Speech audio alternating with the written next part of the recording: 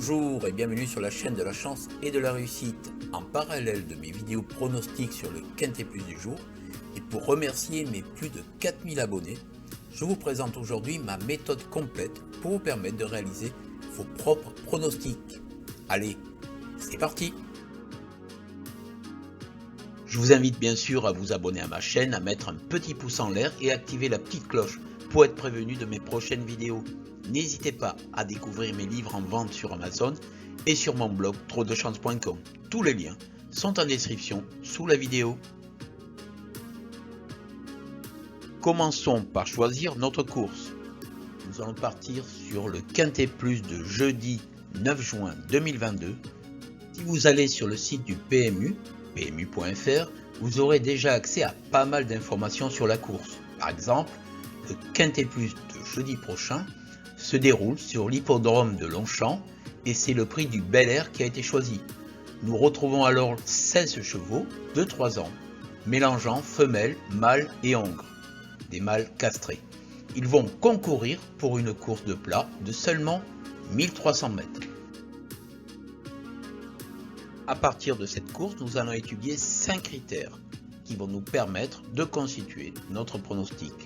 Ces 5 critères sont le handicap, la position au début de la course, les pronostics de la presse spécialisée, mes numéros de chance calculés à partir des chevaux présentés, et enfin mon papier personnel que j'ai appelé analyse.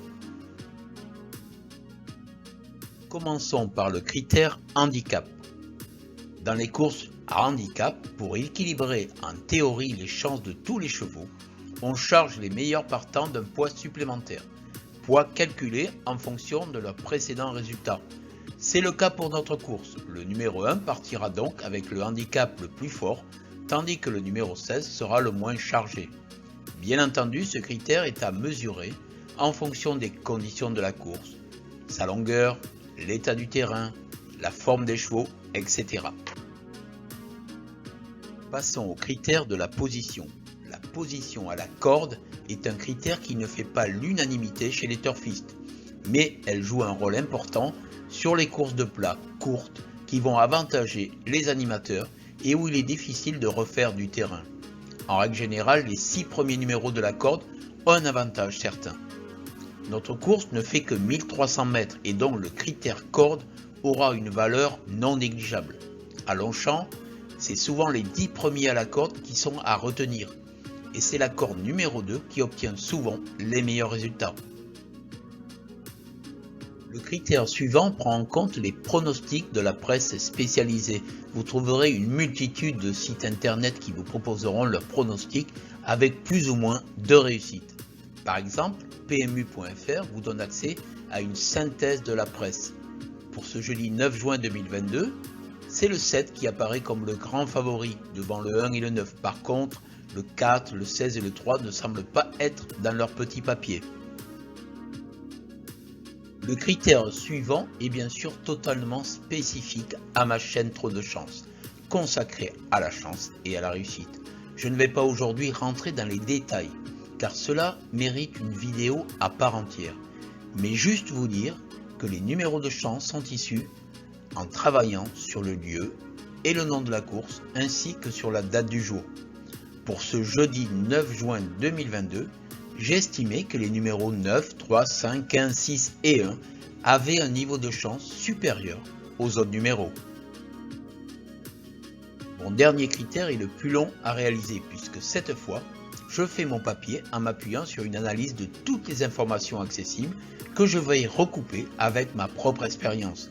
Pour notre Quintet Plus du 9 juin 2022, je vais diviser mon classement en 3 parties, mes chevaux préférés, comme le 1, le 9, le 5, mes chevaux intéressants, le 15, le 8 ou le 13, et enfin mes éliminés, le 2, le 14, le 6, etc. Nous avons maintenant tous les éléments pour réaliser la synthèse à partir de nos 5 critères. Pour chacun de ces critères, j'attribue à chaque chevaux un nombre de points en fonction de son classement. À chaque critère également, j'attribue un coefficient multiplicateur calculé en fonction des conditions de la course. Par exemple, pour le Quintet Plus du jeudi 9 juin 2022, j'ai estimé que le critère handicap avait peu d'importance par rapport aux autres critères, comme la sélection de la presse ou ma propre analyse. J'ai tous les éléments pour réaliser mon classement. Il suffit de multiplier les points et les poids attribués à chaque critère et j'obtiens le classement final de mon prochain Quintet Plus. J'espère que cette vidéo vous a plu, n'hésitez pas à la partager et à mettre un petit pouce en l'air. Et surtout, si ce n'est pas fait, abonnez-vous. Grand merci à vous.